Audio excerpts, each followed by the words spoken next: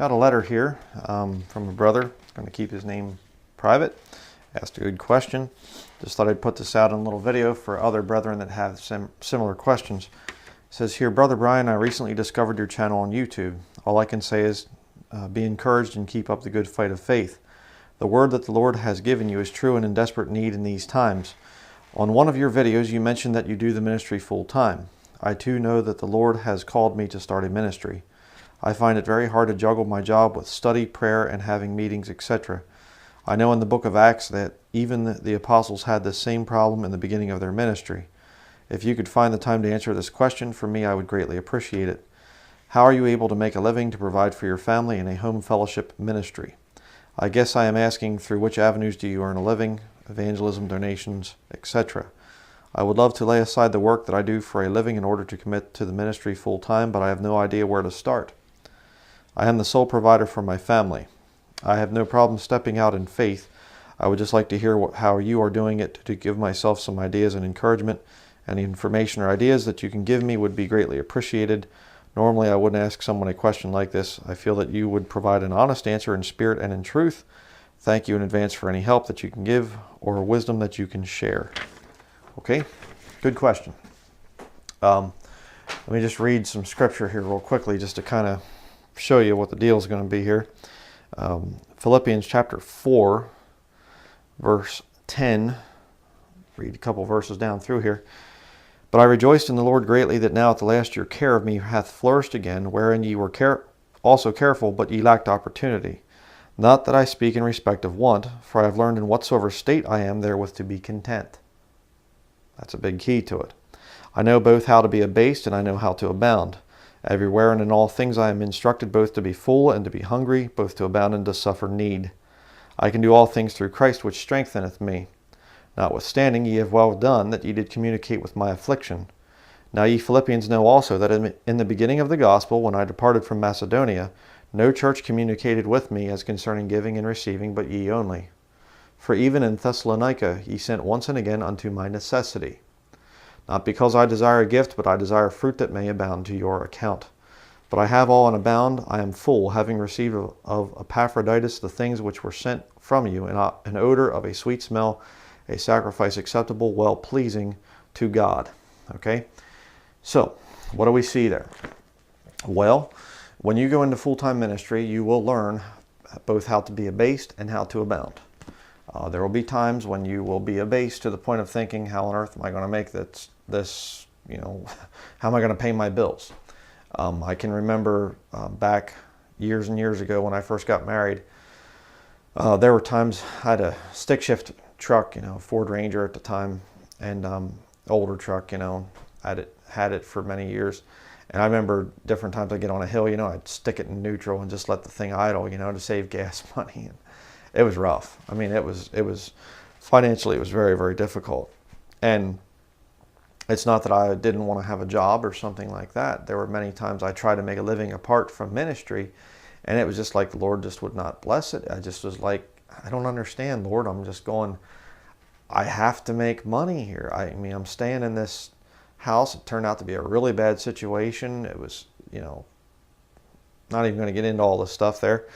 But you'll find that the Lord will put you through some testing early on if it is in fact His will. That's one thing that you're going to have to learn with the Lord. It's kind of like He'll put you through some testing, a time of testing and proving.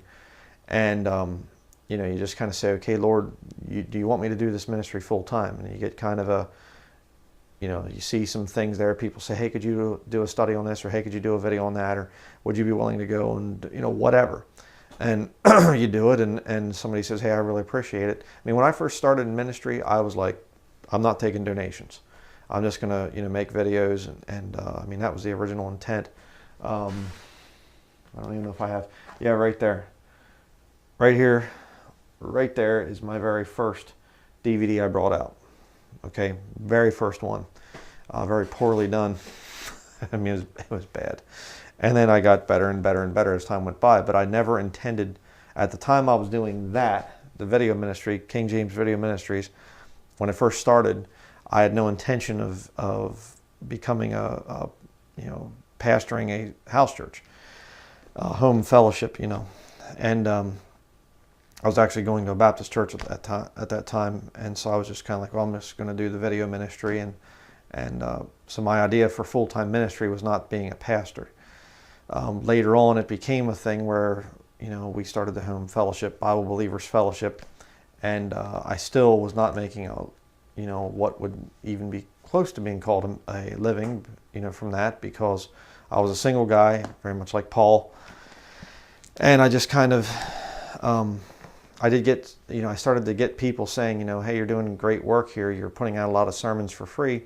Could we donate to the ministry? Could we donate to you? Could we, help you with bills that you might have? And I was used to going months at a time without any income at all.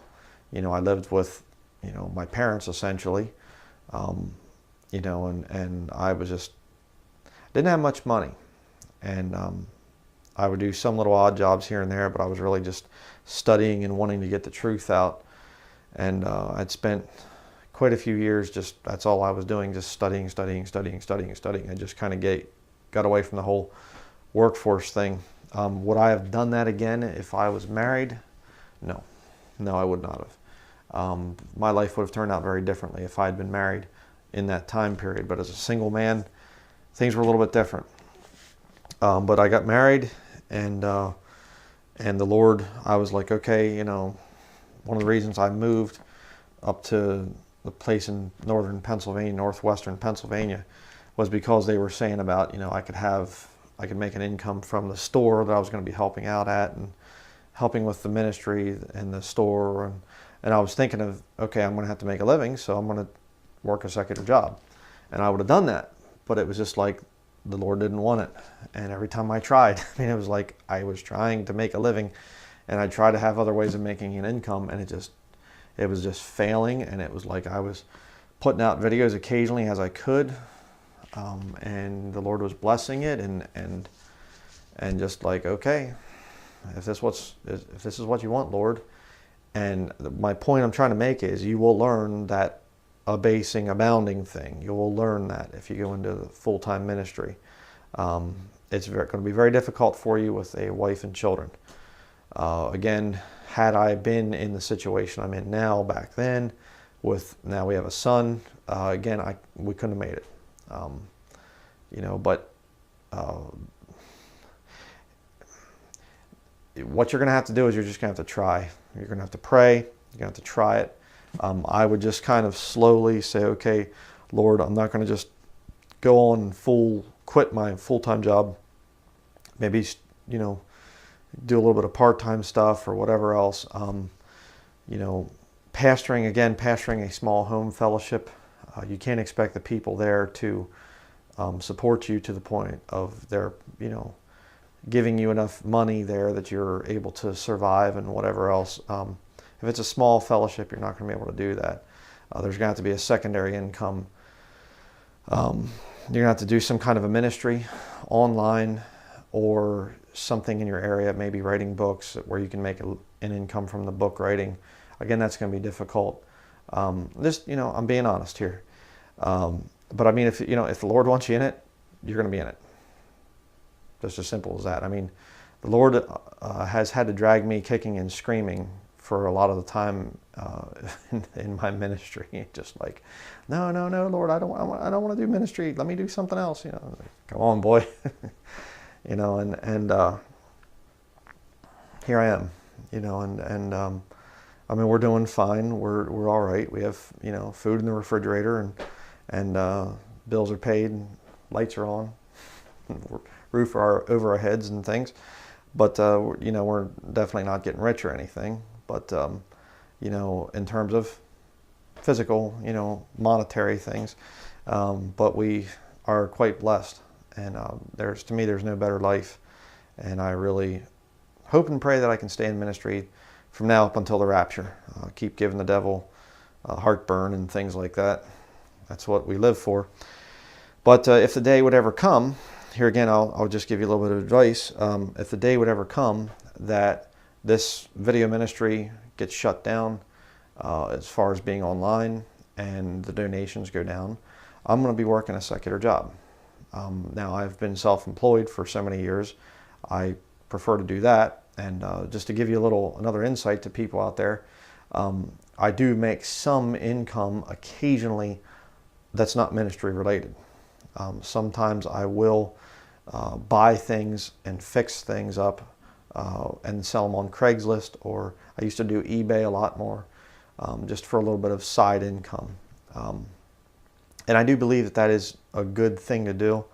I mean, Jesus, they're seeing him and they're like, isn't this the carpenter? I mean, they're not saying, oh, I think he once was a carpenter, And I can't say, when Jesus entered the ministry, was he still doing some little odd jobs? The Bible doesn't say that.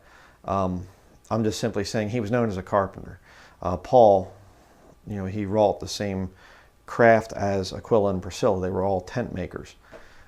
So, I think occasionally it's a good thing to have other incomes that you can fall back on. I think it's also very therapeutic sometimes to just get away from the ministry, just to step back and say, okay, you know what? I got to go out and work on this vehicle, or I got to go build this building, or I have to go make this thing, or whatever else, In other words, secondary income can actually be a good de-stressing activity, because when you get into full-time ministry, it's extremely stressful. So a home fellowship, I would say, unless you can find some other kind of a ministry, video ministry, writing ministry, something like that, I would say a part-time job, but I mean, again, the Lord's going to direct you in this. I can't really give I feel God is saying this to you today. You're going to have to deal with God on this issue. If you go into some kind of a video ministry, it might be slow for a while, and again, you're going to have to weigh that out. If you're married and you say you're married, you have children, weigh it out. Is this really what the Lord wants? One of the most dangerous things is when you go into ministry, the temptation is going to come up to compromise, to make more money, and I made the decision back when I first got onto YouTube, and they started to try to woo me in with this whole thing of monetize your videos, and I was just like, I'm not going to monetize my videos, because then I'm taking money from lost people, taking money from secular people, and and then if I eventually have to turn against them because they're radically pro-sodomite or whatever else, I say, hey, what you're doing is wrong. They'll say, you've been taking our money for all these years. Force me into a hypocritical position. And of course, then the temptation's there too of, well, maybe I should just tone it down a little bit so I can make, my little dividend checks or whatever you get, your little monetized video checks, whatever you call the things. You get that back, and you say, well, maybe, I preached kind of a nice message there, and it got me a lot more views, which led to more money and things, more like, people hitting the like button and stuff like this. So maybe I should kind of preach more that way. Bad. So really, I can say you're going to have to answer that question between you and the Lord, and you will. If the Lord's will is for you to be full-time ministry, and you're able to do it in a way that you can take donations, and again, you're going to have to make it clear to people, as a Bible believer, you're not going to be 501c3. 501c3, really bad idea. I actually heard that Donald Trump has come out and said things against 501c3, and people are like, oh, see, it's good. I don't know about that. Maybe more on that in the future, but it's kind of hard for me to say, you're just going to have to weigh it out. And if the Lord does have you for the ministry, you're going to struggle. And again, you're going to have to talk this over with your wife and children. It's not that they have to make the decision. I mean, you're the man of the home. You're going to have to be the one that makes the final decision. But you have to let them know, hey, we might all have to do some suffering. I mean, the Lord's blessed me with a very, very good wife that's been very understanding. She's just like, we don't ever go out to eat. We don't waste, money. I mean, if we ever waste money, if we ever spend something extravagantly, we usually feel bad about it. Just like the one year we got lobster for my birthday, and we were both like, oh man, we shouldn't have done that. That was bad, which is mild compared to what a lot of these, people do. But, so weigh it out. Pray about it. Don't expect an easy time, and let your wife and children know about that. And if they support you in it, and if they say, yeah, you know, we'll be behind you no matter what, go for it. So that's how I would answer your question.